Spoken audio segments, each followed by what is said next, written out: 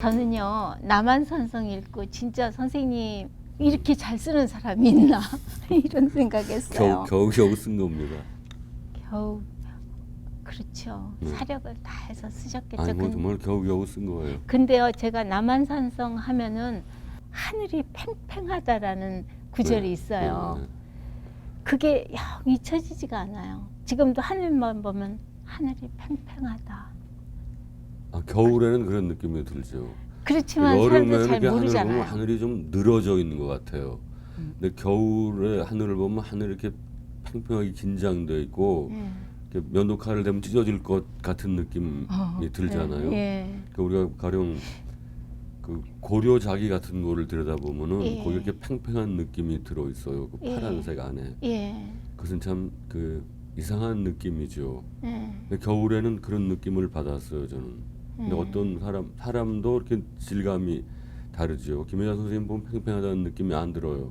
그래요. 좀 편안하다는 느낌이 오히려 많죠. 근데 어떤 사람을 보면 또 이렇게 팽팽한 느낌이 드는 분들도 있어요. 저는 그게 굉장히 인상적이었나 봐요. 팽팽하다. 어떻게 하늘을 팽팽하다고 표현하셨을까? 왜 빨래를 이렇게 양쪽에서 이렇게 꽉 잡아당겼을 적에 왜냐면 엄마들 이렇게 대림질할 때 이렇게 잡으면 이렇게 대림으로 이렇게 밀면은 그때 팽팽하죠. 근데 엄마들이 이렇게 대리미를 너무 손가락 끝까지 이렇게 밀어 들이대가지고 뜨거워가지고 막 도망가고 그랬는데 그때 맞아요. 그 팽팽한 느낌이 있었어요. 그래서 그게 굉장히 인상적이었어요. 선생님 남한산성 쓰시면서 이제 남한산성도 물론 여러분 가셨을 테고 쓰기 전에 또 쓰시면서 다 쓰고 나서 그 얘기 좀 해주세요.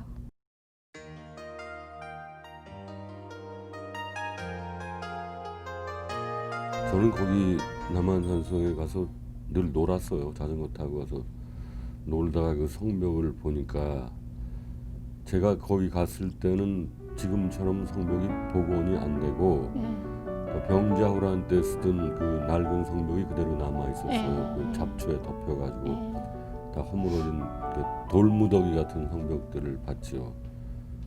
그거를 볼 때 이렇게 내 마음 속에 이거 말할 수 없는 그 슬픔과 억눌림, 억압 같은 걸 느꼈어요. 그래서 야 이것이 도대체 이런 내 마음 속에 자리 잡는 슬픔이 언젠가 또 날 괴롭혀가지고 글을 또 쓰게 하겠구나 하는 예감을 받았죠. 그건 참. 선생님은 뭐가 괴롭히면 그걸 쓰고 싶으시구나. 뭐가 이렇게 괴롭고 고통스러우면은 그것이 언젠가는 글이 되어 나오는 것이죠. 근데 그때 그 성벽을 보니까 이런 생각이 들었어요. 사람의 그 삶이나 인간의 현실이나 역사라는 것이 영광과 자존 이런 걸로만 이루어질 수는 없는 것이고 치욕과 억눌림과 억울함 그 말할 수 없는 굴욕감 그런 것들도 삶과 역사의 중요한 일부로구나 하는 생각이 들었어요. 맞아요. 그건 참 고통스러운 생각이었죠. 그래서 그것을 이제 소설로 표현해 놓은 것이죠. 글은 금방 썼습니다. 한 3달 만에 다 썼는데 생각은 더 길게 그것을 하셨어요? 그 고통을 간직하는 시간은 한 4, 5년 걸렸죠. 그때는 정말 괴로운 시절들이 흘러간 것이죠. 그 4, 5년 동안. 그 성에 자주 갔었어요. 그걸 가봐도 그렇게 글 쓰는데 별 도움이 안 되는데 그걸 또 안 가고는 쓸 수가 없는 그런 지경이 되더군요.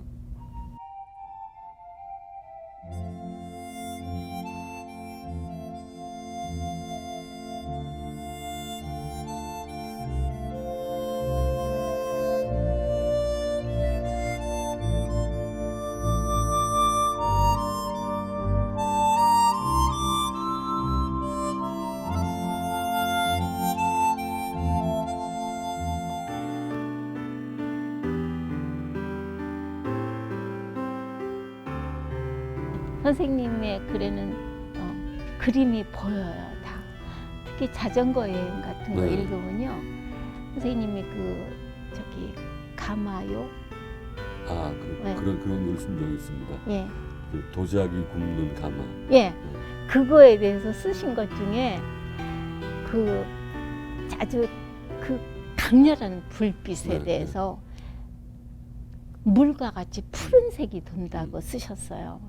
그리고 강렬한 것은 적막하고 적막한 것은 또 강렬하다 그랬는데 그건 반대잖아요. 네, 그죠? 근데 네. 촛불을 봐도 예, 촛불 꼭 맨 가운데가 가장 온도가 높다는 거잖아요. 예. 맨 꼭대기가 아니고 네. 가운데가 가장 그 불꽃의 핵심인데 그 가운데는 파래요. 음, 근데 불꽃의 촛불의 겉 부분은 빨간데 가운데는 파랗고 흔들리지가 않고 고요하잖아요. 그리고 거기가 아무것도 없고 텅 빈 것 같은 느낌을 주잖아요. 그 불꽃의 핵심부가. 그런 걸 보면 참 이렇게 오묘한 생각이 들지요. 자동차가 이렇게 굴러가도 바퀴가 이렇게 굴러가도 그 축은 보면 굴러가질 않아요. 축은 가운데 한 점은 이렇게 고요히 있잖아요, 늘. 근데 그 한 점이 흔들리면은 자동차는 움직일 수가 없겠죠. 쓰러지거나 뭐 비틀리는데 그 가운데 바퀴 맨 가운데 한 점이 고요하게 있기 때문에 이 자동차가 이제 가는 것이죠. 그런 걸 움직인다는 것과 이렇게 고요히 머물러 있다는 것이 꼭 다르지 않구나 하는 느낌을 받게 돼요. 근데 그럴 때는 그런 대목을 써나갈 때는 매우 행복한 느낌이 들죠. 이걸 써야 되겠구나. 이것이 글을 써야만 할 일이 벌어진 것이로구나 하는 걸 아는데 그걸 이제 말하자면 표현을 동원하기는 또 힘든 것이죠. 근데 너무나도 그 표현을 보고 와, 진짜 멋있다 이랬는데 그렇게 선생님이 원했던 표현이 됐다 글로. 그럴 때는 얼마나 기분이 좋으시겠어요. 그럴 때 어떻게 하세요? 근데 그런 기분은 사실 별로 그런 것을 느끼는 행복은 별로 많지가 않고 뭐 김 선생님은 마찬가지겠지만은 이렇게 뭘 해놓고 보면은 꼭 이게 아닌데라는 생각이 들어요. 이렇게 보면 이게 아닌데까지는 알겠는데 그럼 어떻게 해야 되는지를 모르겠어요. 갑갑한 일이죠. 근데 이게 아니라는 건 확실히 알게 돼요. 그러니까 글을 써놓으면 저는 읽질 못해요. 너무나 이렇게 마음에 안 들어가지고. 그래서 뭐 이게 아닌데 하면서 그냥 할 수 없이 또 출판사에 갖다 주는 것이죠.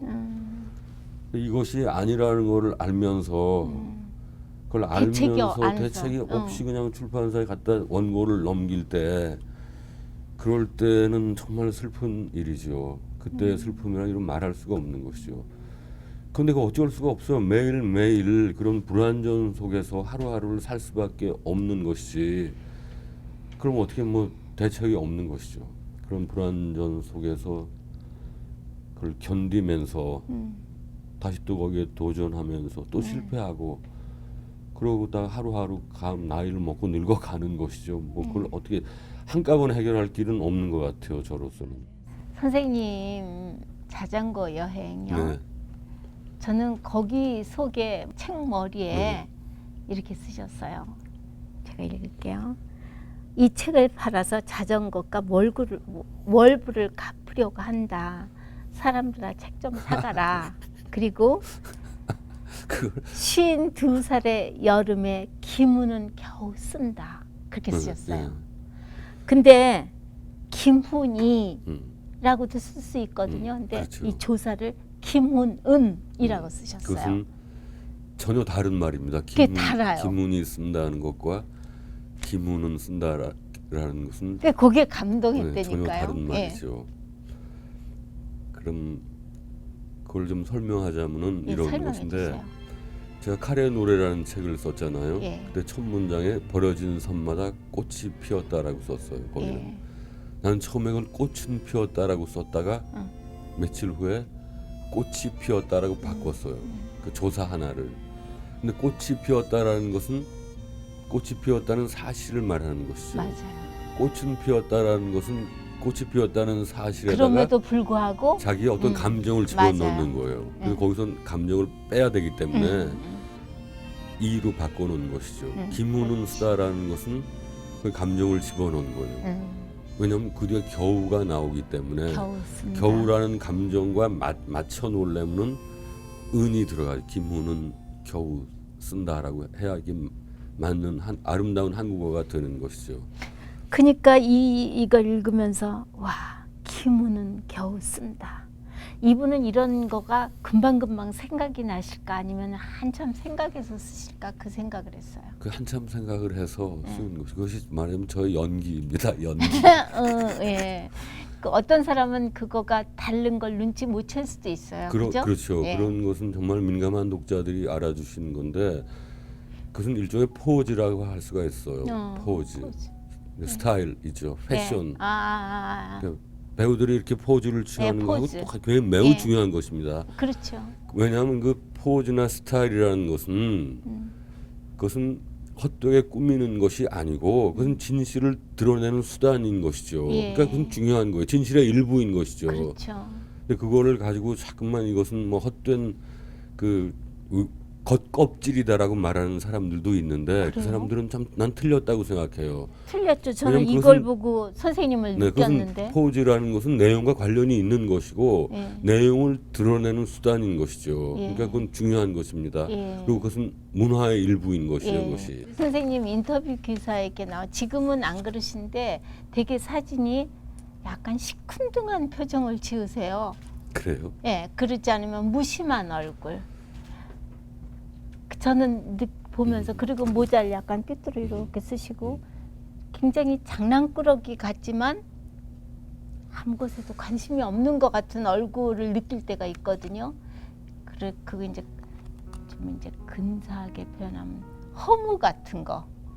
근데 제가 그렇게 뭐예요, 그 선생님? 그것이 저의 이제 생각하시기에는? 포즈라고들 사람들이 그러는데 예. 그것은 아까 말했듯이 저의 그 본질과 관련이 있는 걸 거예요. 저를 보고 이렇게 장난꾸러기 같다는 사람 많았어요. 근데 우리 내가 존경하는 황석영 선배님은 나를 예. 보고 야 너는 꼭 늙은 톰 소야 같다 그래요. 그래서 나는 황 선배님 보고 선배님은 꼭 늙은 하클베리 핀 같다 그래요. 비슷하잖아요. 근데 사실 하클베리가 더 이렇게 더 위인가요? 개구쟁이고 네. 한숨 높은 것이고 나는 어렸을 때 톰 소야보다 하클베리를 더 좋아했어요. 왜냐하면 톰 소야라는 애는 하클베리의 하수인에 불과하네요. 그렇죠. 그렇게 정말 반항적이고 네. 개구쟁이고 모험적이고 개척적인 그 반항하는 하클베리고 거기에 비하면 톰은 모범생인 거예요. 다만 그렇죠. 이렇게 좀 장난기가 많은 모범생 정도지 하클베리만한 반항의 정신이 있는 것은 아니었어요. 어렸을 때 그런 책을 매우 많이 읽었죠. 그래서 그런 것들이 어렸을 때 책 많으셨어요, 집에? 아니 저는 책이 없고 그때 무슨 책이 있었습니까? 우리가 그럼 가난할 때인데 빌려서 봤어요. 빌려서 이제 책방에 가서 대본서 가서 빌려다가 봤죠. 아, 그때 이제 본 책이 그런 거였어요. 그런 것들이 저한테 남아 있어 가지고 김혜자 선생님 말씀하신 듯이 이렇게 장난꾸러기처럼 보이고 늘 뭐 딴 생각하는 사람처럼 보이잖아요. 예. 딴데 어디에 쳐다보고 집중 안 있고. 하시는 네. 것 같아요. 이렇게 멀리 어디 뭐 놀거리 있나 하고 이렇게 두리번거리는 애처럼 보이는.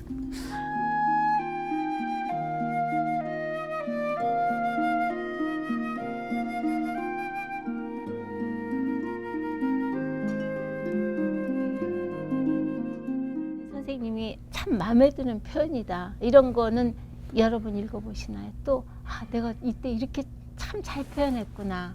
그런 거는. 그럴 때는 가끔 있어. 그거는 어떨 때냐면 이렇게 수다를 안 떨고 예. 글을 가지고 이렇게 중언부언 안 하고 예. 한 두어 마디로 딱 됐을 때, 예. 그때는 정말 좋아요. 선생님도 그런 느낌이 있죠. 연기를 네, 할 때도 너무나 잘 이렇게 알겠어요. 좀 간단히 이렇게 했는데 이게 잘 될 때가 있잖아요. 맞아요. 그럴 예감이 때가 있잖아요. 그럴 때가 제일 오늘은 기분이 이건 좋죠. 잘 될 것 같다. 이런 예감이 거. 있어요. 예. 저도 예감이 있는데 아침에 일어나면은 책상에 앉잖아요. 앉으면 오늘 내가 일이 잘 될 것 같다는 느낌이 들 때가 있어요. 그럴 시작도 때는, 안 네, 했는데. 잘 돼요. 예. 근데 어떤 때는 책상에 앉으면 오늘은 아무것도 안 되리라는 걸 알아요. 근데 그럴 때는 안 해요. 그럴 때 나가 놀아야 돼요. 그럴 때는 그러니까 선생님이 네. 지금 노신다는 말 잘하시잖아요. 근데 저는 그 말에 아무 이의가 없거든요. 저도 고맙습니다. 요즘 뭐 하세요? 그러면 나 전 놀아요. 놀지요. 그게 뭐 이상해. 노니까 논다 그러지. 근데 어떤 분들은 나이 드신 분도 논다 그러나 그렇게 말씀하시는 분이 있어요. 선생님은 그러니까 논다는 거가 그냥 아무 거기에 의미가 없는 거죠. 그냥 노는 거죠. 그냥 노는